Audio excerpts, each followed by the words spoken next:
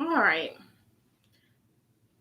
Good evening, everyone. So I want to talk about people's intentions when they first meet you. Um, I feel like looking backwards, reflecting on some of my previous relationships,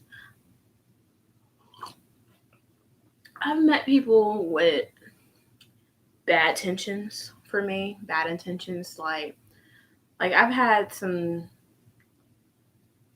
pretty good relationships with men, and I know that when we first met, their intentions weren't even to have a relationship with me. Even if like it turned out into one, I know that they were just trying to see if they could have sex with me or if we could hook up.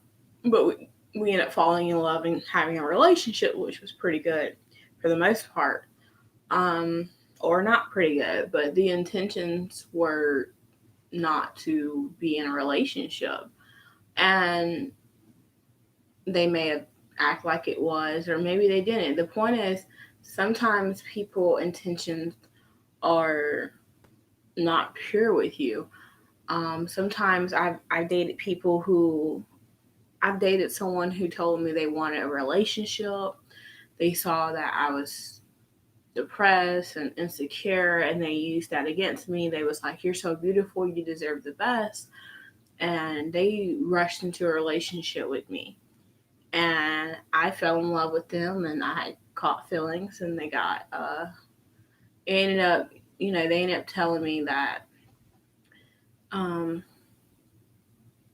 their ex who cheated on them was just their big dog, and that person understands them, and that person, they don't mind going to jail for them.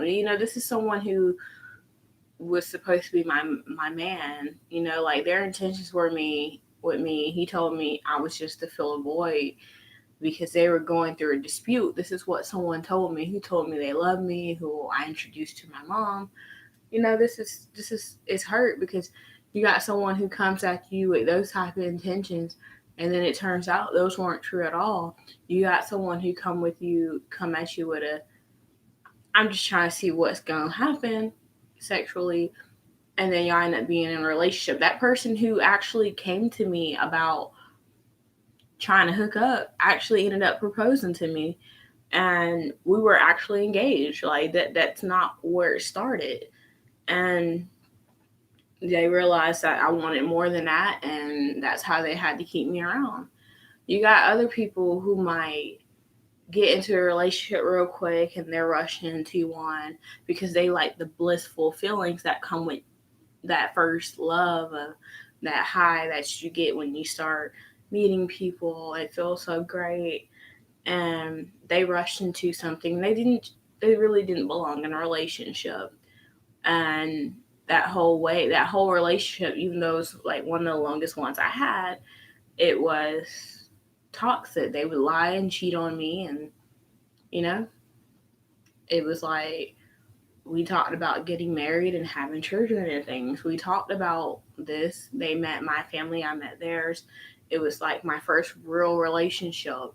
And it's just throughout that whole thing, the intentions, I don't know. Like you rush, but you could have ended it too. So, and then the last type of people you got is sometimes you also meet someone who you feel like both y'all been through a lot, and y'all can connect on a way that says that we both been hurt, which how a lot of people meet, and then everything's so sweet and it's a nice relationship, but you realize maybe throughout that this is too hard. Maybe you're better on your own, and y'all might decide to end the relationship.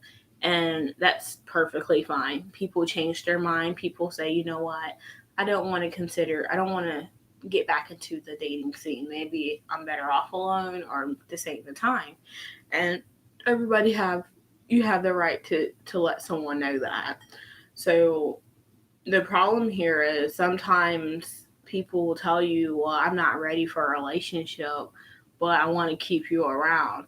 If they know that you on a level of marriage and commitment and family life, and they know these things, and they know you're a good woman or man or whoever you are, if they know these things about you, they're not going to just want to dump you and leave you out there. They might end the relationship and the responsibilities and liability that comes with being in one with you, but they still want your assets. So they might still want to keep you around. Maybe y'all did sex, maybe y'all did certain activities together, but they're like, I don't want to claim you anymore, but I still don't want you completely gone. Maybe they might suggest being friends or friends with benefits.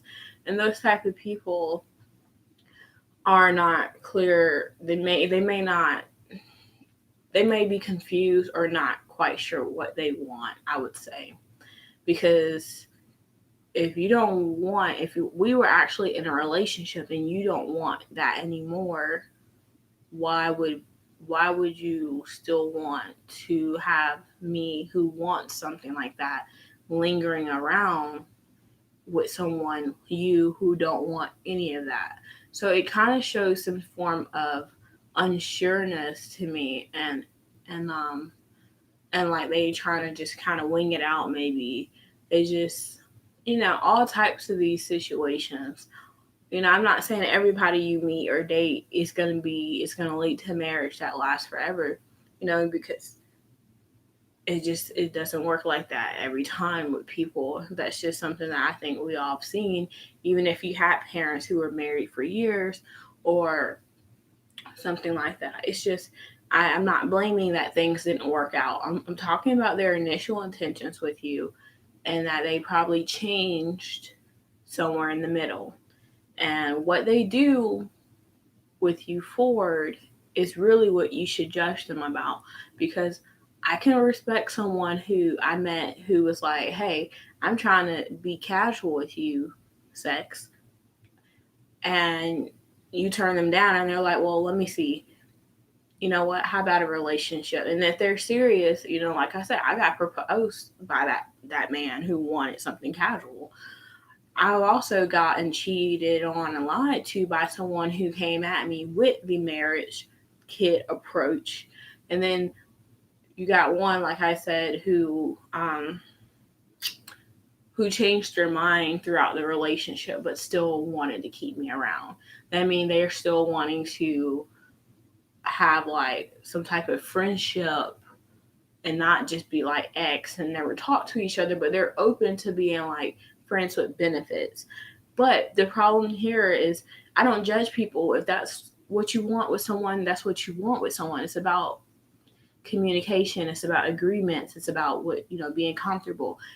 If I wanted a friends with benefit situation, I would say that. That's not something that I've told this person I want. That's not something that I want. And it's just kind of selfish to me. It is selfish that if they know that I want something more in life, that they would sit here and still try to keep me around, even though they've given up on the things that I still want. So you have all those types of situations. So don't really necessarily be mad with someone's initial intentions, because even myself have met people in my life who I didn't plan on being with. I didn't plan on falling in love with. It happened. And it's what you do with their feelings that really matter. It's what you do with the fact that they care and love you. Do you just leave them alone and let them be happy with someone else, or do you drag them along and lie to them or lead them on or go hot and cold? Sometimes that's the stuff that hurts. That's the stuff that's not right. And that's all I have to say. So I started their initial intention as the title to catch people's attentions, because we always go back to what was your intentions with me. And sometimes your initial intentions aren't, it's not how you felt the whole time. Like sometimes it just, maybe I feel like some people I did want to love and be with, but then it changed and I'm like, you know what? I don't want that, but we can still do certain things. You need to communicate that with someone. It's not really bad that your feelings changed or you don't want what you thought you wanted before you knew them. What's bothering people and hurting people is the just misleading people. Be honest about how you feel. If your intentions change, You need to make that verbal. You need to let them know that, especially if you know that they could be suicidal, depressed, or crying. Because if not, that just shows that you don't care at all about that human. You don't care about their feelings. And that's just something I hope that you learn from whatever side of this you're on. Even if this isn't about your life and this is about someone else's life who you know or is close with, you need to say, hey, it's okay that they don't want that with you anymore. They have that right, that choice. What's not okay is them not being verbal about that. People say, well, you should know. I had one of my ex say, well, you should know based on how I act or treat you that I don't want this anymore. But no, I don't. Not when I still meet up or kiss or talk about a future. Not when there's hot and cold. I don't know. I don't know. You never said this until now. So being verbal is very important because it will save you a year worth of time on chasing someone who really wants to tell you or just don't tell you, I don't want that future with you anymore, not in the way that you probably want. They don't say that, and that's the problem. You got to tell people, and it's selfish not to because you're keeping someone around who craves love and security in a safe place. They're craving these things, and you know what they want. You gotten to know them. You gotten to hear their regrets, their thoughts, their wants and wishes. You kissed them, you hugged them, you connected with them. Why would you do that to someone? If you know you don't got what they want or you're not willing to give them that, you need to let them move on. And that's why sometimes I feel like I hurt people's feelings because I'll say, I don't want that with you. We can be friends. And it hurts people to hear that, but I'd rather you hear that and be hurt than you think that I'm leading you on and I'm keeping you from being with someone who wants to give you that. And that's all I'm going to say. And I thank you for listening.